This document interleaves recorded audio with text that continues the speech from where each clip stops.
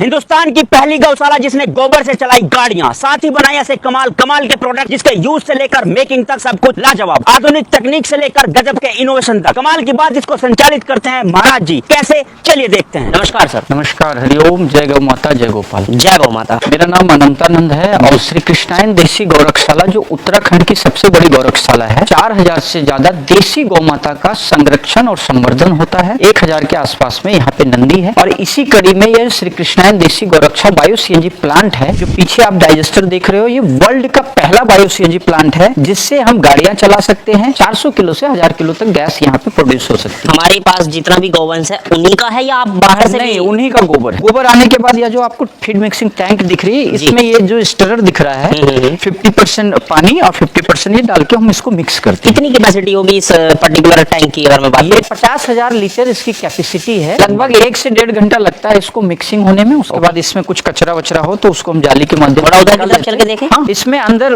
Pump लगे हुए हैं। जी जी जी। पंप, स्क्रू पंप है, मड पंप है, जिसके माध्यम से हम इसकी फीडिंग करते हैं। ये 1600 क्यूबिक मीटर का डाइजेस्टर है। इसके अंदर एजिटेटर लगा हुआ है। एजिटेटर जो है सो गोबर अंदर हम डालते हैं, उसको फर्मेंटेशन करते रहता है, घुमाते रहता है उसको। तिरपाल की तरह ये? हाँ, तिरपाल की तरह ही है। 2 लेयर है, एक अंदर है और एक ऊपर। गाय के गोबर में नेचुरल एक बैक्टीरिया होती है जिससे गैस जनरेट होता है। फिर बायोगैस जिसको कहा जाता है, रॉ गैस, वो लगभग 100 किलो में 5 किलो रॉ गैस तैयार होता है। प्यूरिफाई होने के बाद ये पाइप के माध्यम से, अंडरग्राउंड माध्यम से वहाँ रिफाइनरी में जाती है। पर्टिकुलर एरिया में जाके फिर उसमें CO2 और नाइट्रोजन जो है वो अलग अलग होता है। अंडरग्राउंड पाइप यहाँ पे आपको जो दिख रहा है, इसके माध्यम से फिर यह जो बैलून है इसमें स्टोर होता है। उसके बाद प्यूरिफाई सेक्शन में जाता है। तो आइए आपको हम प्यूरिफाई सेक्शन में ले चलते हैं। इसके अंदर वाटर स्क्रबर लगे हुए हैं और तरह तरह के इसके अंदर पत्थर के टुकड़े लगे हुए हैं, रेती के टुकड़े लगे हुए हैं जी। तो मशीनों के माध्यम से उस गैस की प्यूरिफाई होती है। जैसे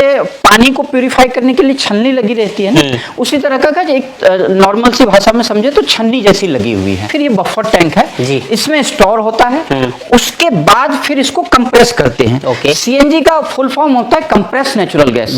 तो कंप्रेस करके हम इस तरह की जो कैस्केड है उसमें भरते हैं। उसके बाद हमारी जगजीतपुर में एक एनारोबिक सीएनजी प्लांट है, वहां पे जाती है, वहां पे गाड़ियों में भरा जाता है। ऊर्जा के रूप में, ईंधन के रूप में हम उपयोग करते हैं। गैस फर्मेंटेशन होने के बाद जितना हम फीड करते हैं उतना हमको बाहर भी निकालना पड़ता है। तो इसमें सॉलिड और लिक्विड जो है सो अलग होती है। सॉलिड को जो है सो हम कई तरह की खाद बनाते हैं, जैसे vermi compost, bio enrich, PROM, Govardhan खाद।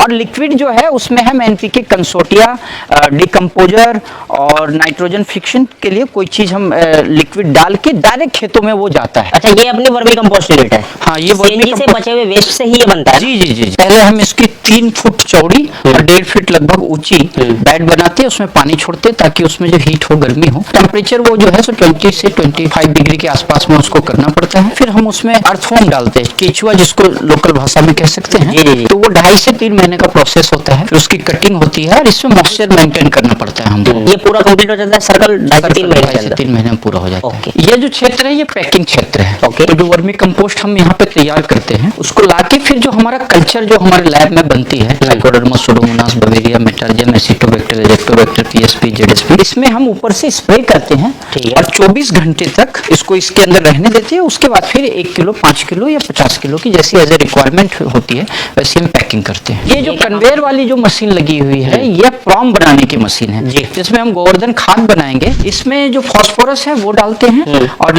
लैब में जो पीएसपी वगैरह, ट्राइकोडर्मा वगैरह है वो मिक्स करते हैं इसमें। उसके बाद फिर मिक्सिंग करने के बाद फिर ये जो आपको कन्वेयर दिख रहा है इससे ऊपर जाता है और उसको ग्रेनुअल फॉर्म में कन्वर्ट करता है। मतलब यहाँ पे डंपिंग होता है इस साइड में और यहाँ से वो ऊपर की तरफ कन्वेयर की सहायता से ऊपर जाता रहता है जी। ओके। और इस तरह का ये फाइनल प्रोडक्ट आता है। ये फाइनल डीएपी का सब्स्टिट्यूट है, phosphorus rich organic manure PROM को। 100% ऑर्गेनिक? हाँ, 100% ऑर्गेनिक। आपको धान की जो फसल है या गेहूं की फसल या सब्जियां हैं वो बहुत ही ज्यादा प्रोडक्शन हो रहा है। पहले से जितनी प्रोडक्शन से उनसे लगभग 1.5 गुना प्रोडक्शन यहाँ पे गुणवत्ता भी बढ़ रही है। और जमीन की जो खुराक है वो देसी गौ माता का गोबर है। आपको बताते हुए और प्रसन्नता हो रही है, कुछ दिन पहले एक जापान की कंपनी आई थी, हॉट एंड एयर कंपनी।